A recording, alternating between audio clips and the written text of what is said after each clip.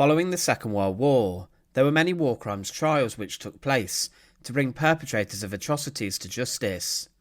But the most high-profile set of trials took place at Nuremberg, with the surviving and remaining members of Hitler's Nazi government and inner circle being brought in front of judges. The most high-profile defendant in the Nuremberg Trials was Hermann Goring, the charismatic and powerful senior figure within the Nazi Party. As Hitler rose to power, Göring amassed a huge amount of power too, within the military and within Germany, and he became the second most powerful man in the country behind Hitler. He was also the commander-in-chief of the Luftwaffe, overseeing the German Air Force, but after the verdicts at Nuremberg were announced, Göring was sentenced to death. It was expected that he was to be executed for his crimes against peace, crimes against humanity and war crimes, but his execution never occurred. Göring had the last laugh over his Allied prosecutors as he took his own life, consuming a capsule of potassium cyanide the very night before he was due to be executed. But what is the story of Göring's death and demise? Join us today as we look at the absent execution of Hermann Goring. And remember to support our channel. Please make sure to subscribe.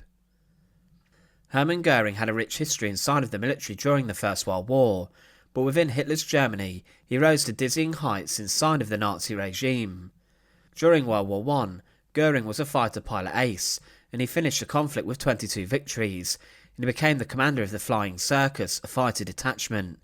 But after the German defeat, he believed that the country had been stabbed in the back.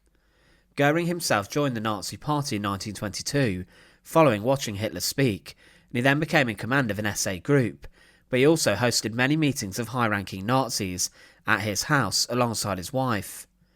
Göring was seen as a celebrity within Germany, and he was often with Hitler at huge rallies. Hitler respected Göring a lot, and he was celebrated for his organisation of his SA group, turning them in some senses from a disorganised group to almost a military one.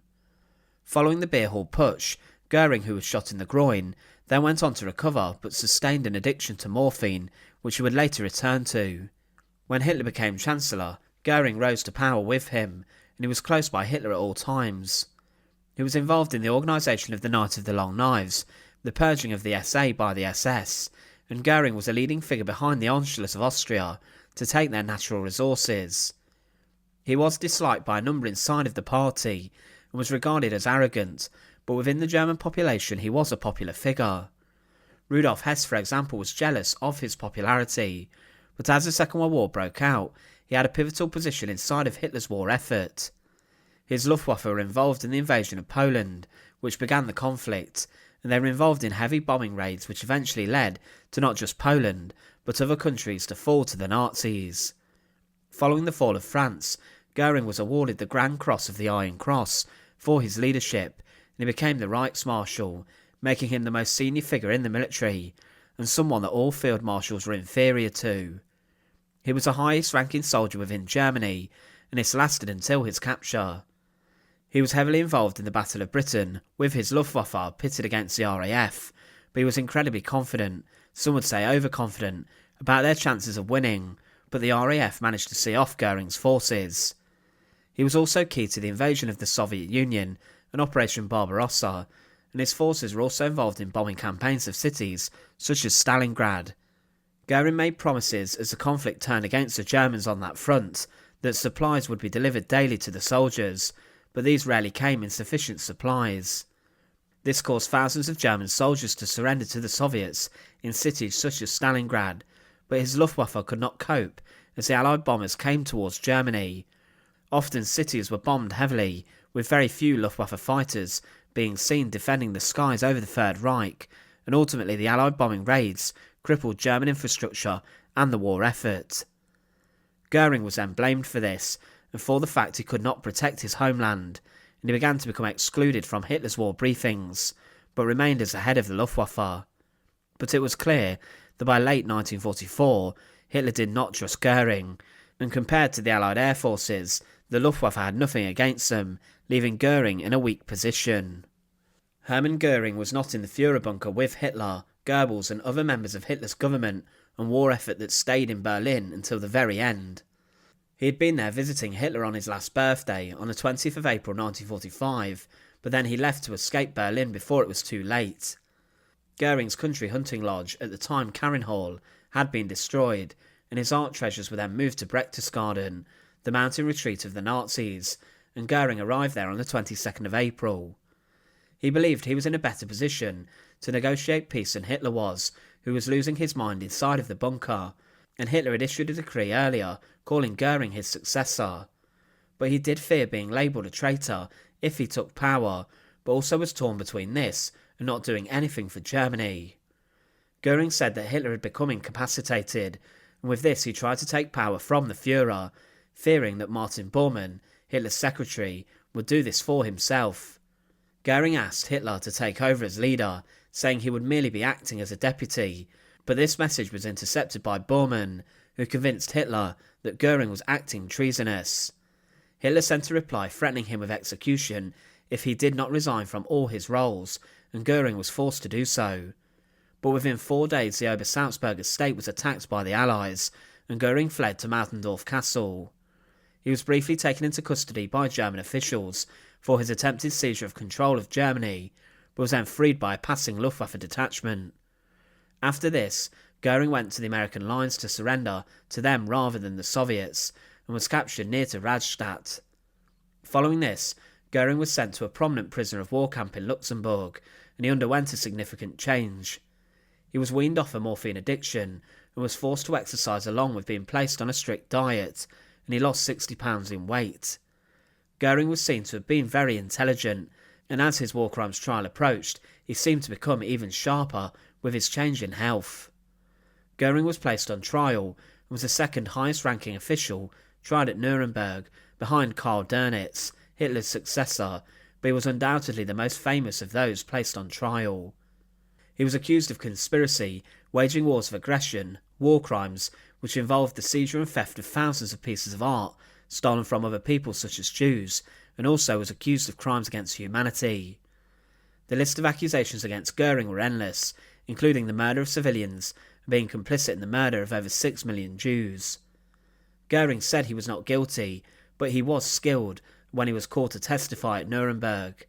He was seen as a slippery customer at the dock, and despite emphasising his loyalty to Hitler, he claimed he did not know about the concentration camps, and blamed the SS and those such as Heinrich Himmler about the genocide against the Jews. He tried to present himself as a peacemaker and as someone who was simply just involved in the military and the air force, and he gave evasive answers about many questions involving war crimes, but ultimately key evidence had been found against him. He was presented with facts about him stealing property from Jews following pogroms, and also that he must have been informed about the extermination of Hungarian Jews.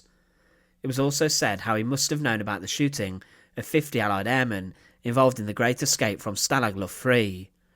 Whilst also in the courtroom, Göring would connote his displeasure and disappointment with the legal proceedings, showing that he disregarded the legal procedure at the trial by shaking his head and also laughing at times.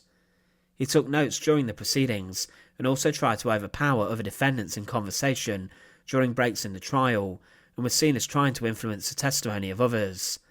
Because of this, he was forced into solitary confinement, and he also tried to control Rudolf Hess, who was sat next to him at most times during the trial, as Hess's behaviour was erratic, and some claimed he was suffering from many issues at the time. Göring was taken on by Chief Prosecutor Robert H. Jackson, and the battles between the two were fascinating, with both men trying to get the upper hand over each other. But ultimately, during the judgment of Hermann Goring, he was found guilty of all 4 counts of which he was accused, and because of this was sentenced to death. It was said in his judgment, there is nothing to be said in mitigation, for Göring was often, indeed almost always, the moving force, second only to his leader. He was a leading war aggressor, both as political and as military leader. He was a director of the slave labour programme, and the creator of the oppressive programme against Jews and other races, at home and abroad. All of these crimes he has frankly admitted. On some specific cases there may be a conflict of testimony, but in terms of the broad outline, his own admissions are more sufficiently wide to be conclusive of his guilt. His guilt is unique in its enormity. The record discloses no excuses for this man. But what would have been the expected fate of Hermann Goring should he have been executed? Those defendants sentenced to death after Nuremberg, including Joachim von Ribbentrop, Hans Frank, Wilhelm Keitel and others were executed on the 16th of October 1946. 10 prominent Nazis were hanged on gallows that had been created inside the gymnasium of Nuremberg prison by US Army soldiers. The method of execution was by standard drop rather than the long drop, and it was infamous and notorious executioner John C. Woods who was the executioner.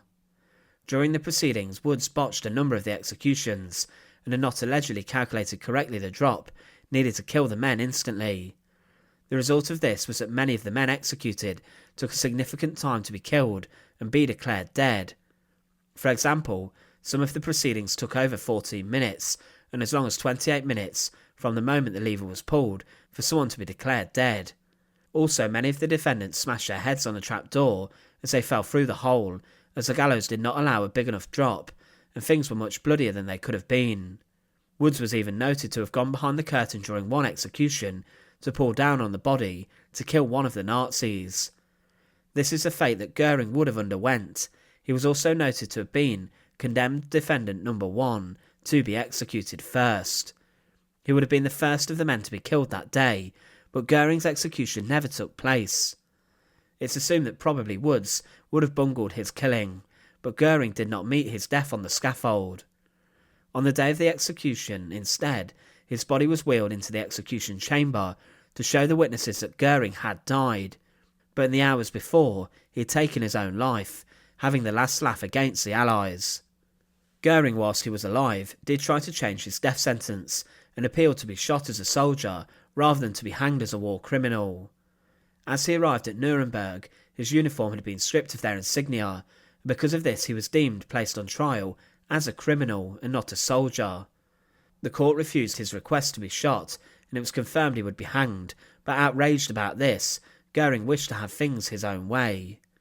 2¼ hours before his execution, guards rushed into Göring's cell and found him dead. Under the watchful eyes of the American guards, he had somehow consumed a capsule of cyanide which had allegedly been hidden inside a Nivea cream tub inside of a bullet. He had crushed this with his teeth, and within moments of him consuming the poison he was dead.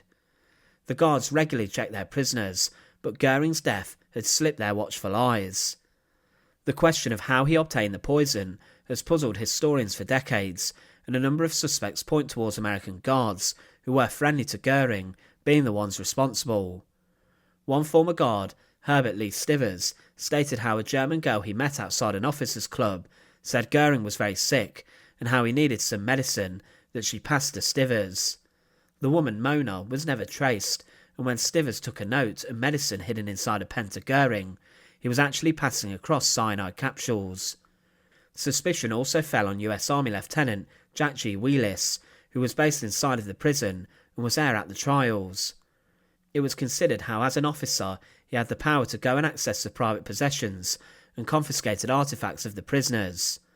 Wheelis was close with Göring, and the two bonded, and Göring even gave Wheelis his gold watch, pen and cigarette case. But in exchange for this, it's considered that Wheelis could have fetched the cream tub with the hidden cyanide capsule in it. These possessions were not checked as the men were simply guards, so it's assumed that Göring could have came into his incarceration with cyanide on his possession. But after his death, his body was displayed to those witnesses who were there to see the executions of the Nazis. Following the executions, his body along with the other defendants was cremated in Munich before the ashes were scattered in the Isar River. So Hermann Goring's scheduled execution never took place, but he would have been the first defendant to take the gallows in the Nuremberg executions. He was the most recognised figure placed on trial at Nuremberg, but ultimately he could not deny the mounting evidence against him that he was involved in war crimes and crimes against humanity. He was involved in a huge seizure of property and art from Jewish people and art dealers, and he was also involved closely with the German war effort, especially with regards to the Luftwaffe and the Air Force. The fact Göring escaped the hangman's noose following the Nuremberg trials left a bad taste in the mouth for those prosecutors, as he was seen as one of the key aggressors in the Second World War. Once again, thanks for watching. To support our channel, please make sure to subscribe, and once again, thank you so much for watching.